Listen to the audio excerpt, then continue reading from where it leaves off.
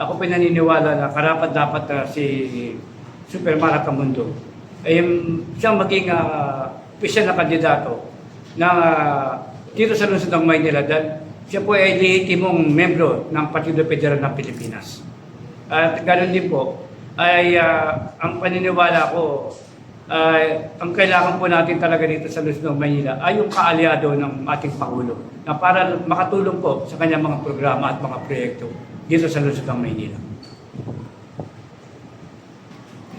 Nananawagan po kami kay Pangulong Ferdinand Marcos bilang kami po ay isang lehitimong mga loyalista dito sa lungsod ng Maynila. Meron pong isang tunay na naglilingkod, dadala-dala po ang inyong pangalan, Pangulong Ferdinand Marcos Jr.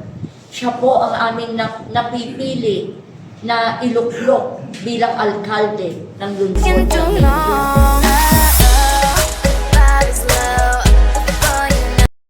Itong araw na to. Itong araw na to ay matagumpay ang naging pulong ugnayan na ginanap dito sa lugar ng Tondo, sa unang distrito ng Maynila. Ito po ay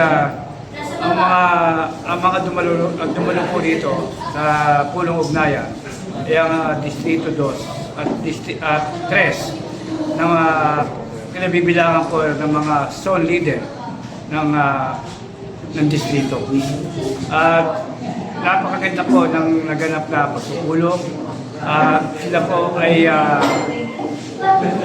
nagpahayag ng kanilang buong suporta para po sa kandidatura ni Miss Mara Tamundo sa darating na eleksyon 2025 bilang alkalde ng lungsod ng Maynila.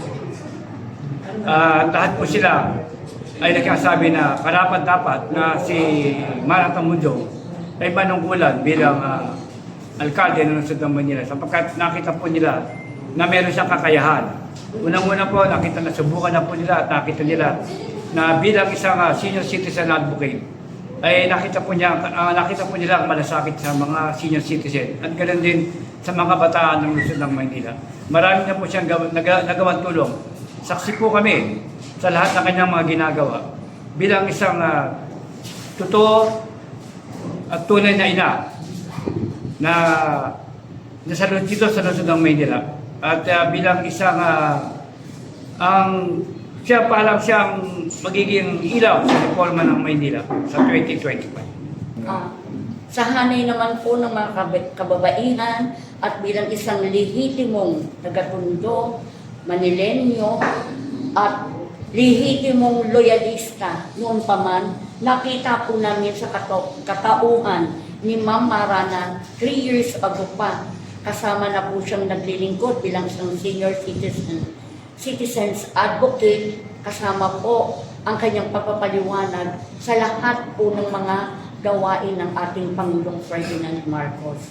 Therefore, dito po sa Tondo, sa katotohanan po, karamihan po dito mga loyalista. That's why nung si Ma'am Mara ay bumababa po dito sa Tondo, mainit po ang pagsalubong sa kanya ng mga tao. Dahil ang feeling po namin sa ngayon po, iisa lamang po ang makakapagbago.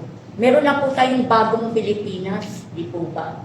Ang hinihintay po natin ang bagong Maynila. At nakikita po natin yan sa isang katauhan ni Super Mara Tamundo, isang babaeng very brave, strong, kind-hearted, generous, napakabait at napakamaganda. Napakainit ng pagtanggap sa kanya ng mga leaders na naririto kanina sa ating pulong ugnayan. At ganun din naman sa ika-52 years anniversary ng pagbabalik ng Santo Niño sa Tondo Church. Mainit din pong sinalubong si Ma'am Mara sa pag-attend po niya ng misa. Marami pong mga barangay officials ang sumalubong kay Ma'am Mara. Meaning lamang po na nagkakaroon na rin po ng pagkukumpara ang ating mga barangay officials, ang ating mga botante, kung sino ang dapat iluklok sa lungsod ng Maynila. Kailangan po natin ng pagbabago. Kaya kami po sa grupo ng Ilaw sa Reforma ng Maynila, mula Distrito 1 hanggang Distrito 6 ay nagkakaisa. Buo na po kami. Ang aming pong napipiling itatakbo bilang alkalde sa lungsod ng Maynila. No other than Super Mara Tamundong ang karapat-dapat. At sa hanay po ng mga kababaihan, I'm calling all the ladies out there, please join us.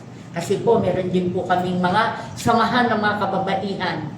Sama-sama po namin, yan ay muli po namin i-open. Yung Ladies in Action, now it is Ladies in Action for Mara Tamundong. Para po sa kanya to.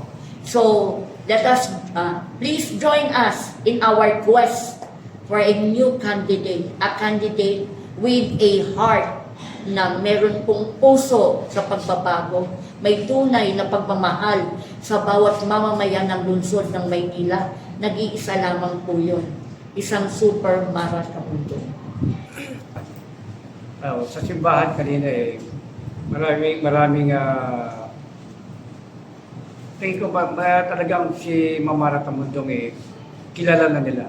At siguro nababalitaan nila ang lahat ng mga magandang ginagawa ni Mara.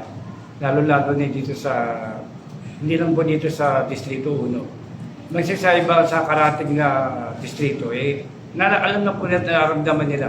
At totoo po yan, marami na nga po namumubida na mga barangay official para po siya makadawapalan at makaugnayan tungkol po lalo-lalo po doon sa online registration dahil marami pa pong mga senior citizen ang hindi pa po nakarehistro.